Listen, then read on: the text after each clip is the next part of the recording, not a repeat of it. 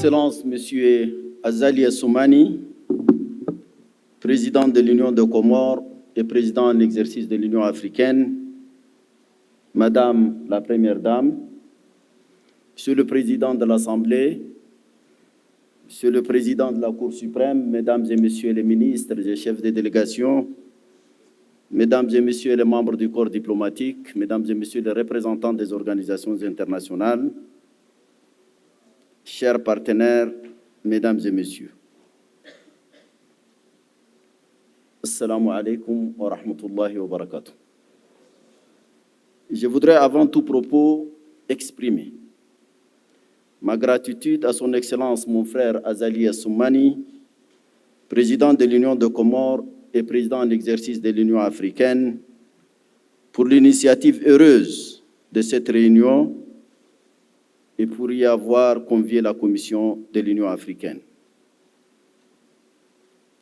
Je voudrais vous remercier, Monsieur le Président et Madame, pour l'excellent dîner offert hier. Cheikhna min al-bahr, akanna lahman tariya. البحر فيه خيرات لا تعد ولا تحصى ولكن مع الأسف مهددة من التغير المناخي فعلينا جميعا أن نجتهد ونقوم بحماية هذه الخيرات التي وفرها لنا Allah subhanahu wa ta'ala.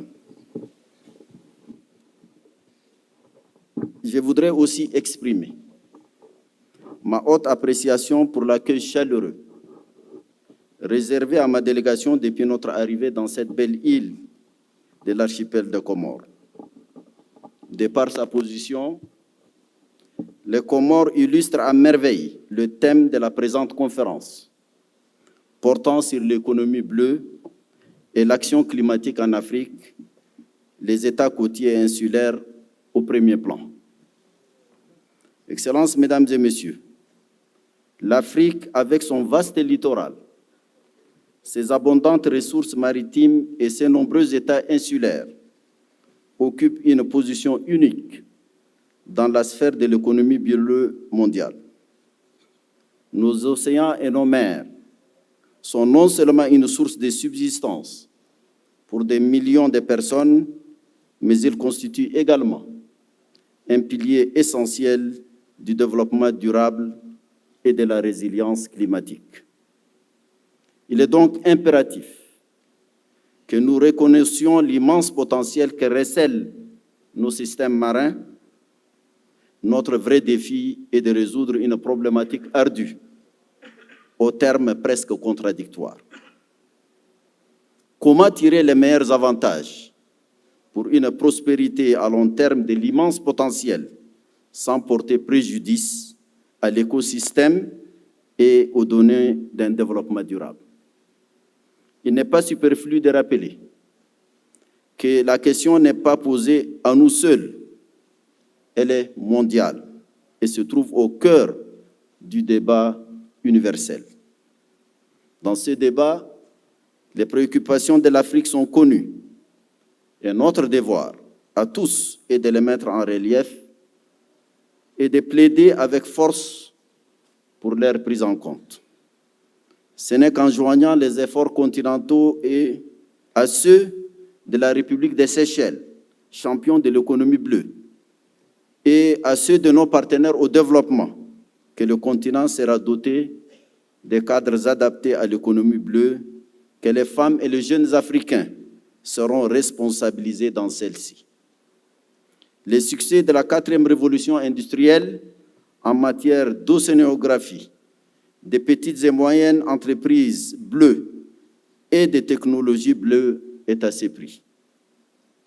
Dans la dynamique de cette action collective, harmonisée, se décline un certain nombre d'axes pertinents. L'accélération de la mise en œuvre de l'initiative de la Grande Muraille Bleue contribuera à protéger et à restaurer nos écosystèmes marins, renforcera la résilience et assurera des moyens de subsistance durables aux communautés côtières. Les attentes de telles communautés sont immenses en termes d'emplois bleus, des chaînes de valeur bleues et d'économie bleue pour la zone de libre-échange continentale africaine. Se pose ici avec acuité la question de la réduction des risques de catastrophes dans les États insulaires, exposés à des phénomènes météorologiques extrêmes en raison des changements climatiques. Je sais que l'Union des Comores se trouve sur la trajectoire directe des cyclones et d'autres phénomènes météorologiques dont le dernier en date est le cyclone Kenneth. La salle de veille pour l'alerte précoce et l'action rapide multirisque de l'Union africaine est appelée à renforcer la capacité et la résilience de ses membres dont la vulnérabilité est accentuée de par leur position géographique. Dans cet effort collectif, je voudrais insister sur le rôle des partenaires, portés par les mêmes motivations que nous.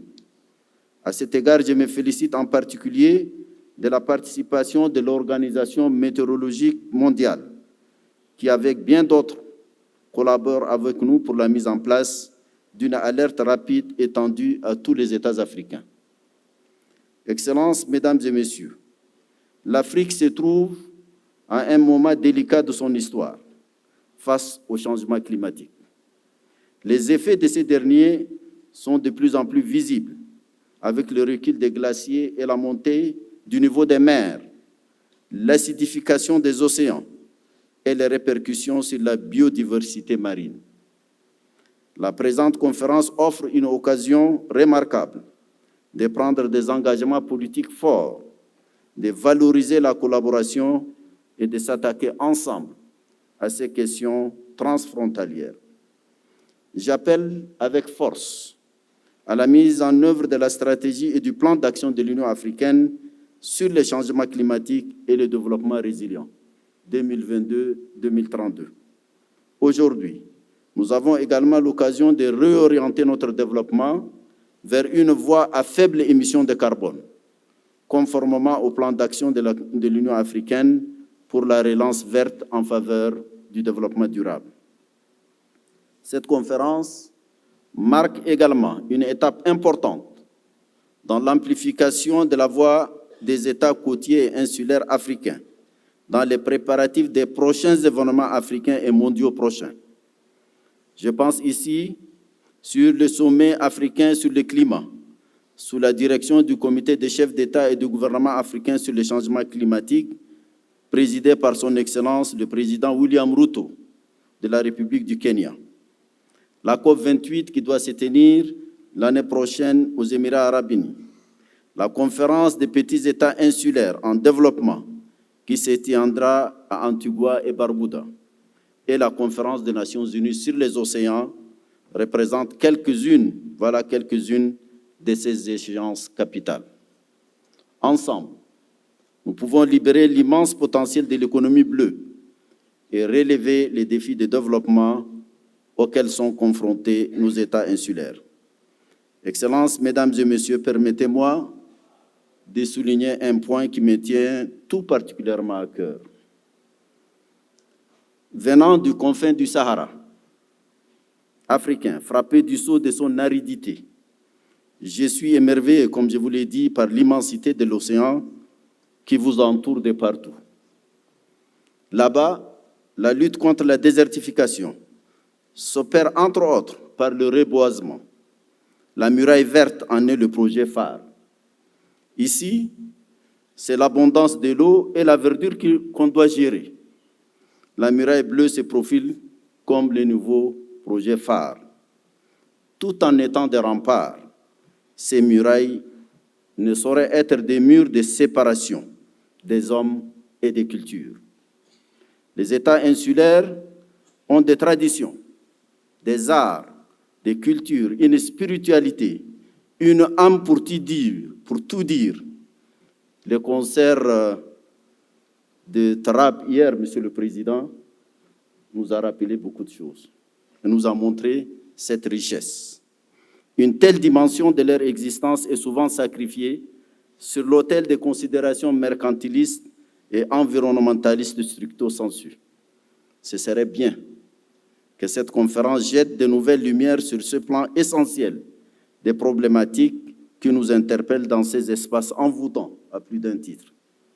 J'espère que nos partenaires seront attentifs à nos souhaits ardents de travailler efficacement avec nous, au-delà des déclarations d'intention et des professions de foi, à la mise en œuvre des cadres continentaux relatifs à l'économie bleue, au changement climatique et à la biodiversité dans l'intérêt des îles africaines et de l'humanité tout entière. En souhaitant de fructueux échanges à notre conférence, je vous remercie de votre aimable attention. Shukran.